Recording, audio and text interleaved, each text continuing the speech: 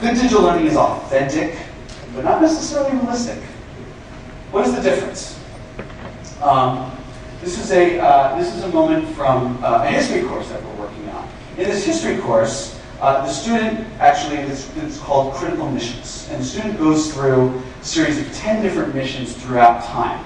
Essentially, if you put the student in a time machine, there's nothing realistic about being in a time machine, right? There's nothing realistic at all about being in a time machine. That's okay. There's a suspension of disbelief that happens that allows the student things like, okay, you're in 1863 now. Okay, you're now in 1714. If you look at Carmen Sandiego, again, it was successful. It's not that realistic to be James Bond traveling around the pyramids hunting after a French spy, but we bought into it. Where that will break down is if you go back to 1863 and it doesn't look like 1863, if it doesn't function like 1863, if there are obvious signifiers that say this is fake, that is a lack of authenticity. So in these critical missions, the student is immersed in this moment, and we've tried to make it as authentic as possible. And we're gonna, these are just a couple slides from this, but we're gonna take a look at that again at the end of the presentation, because I think this sort of wraps up things in a lot of way.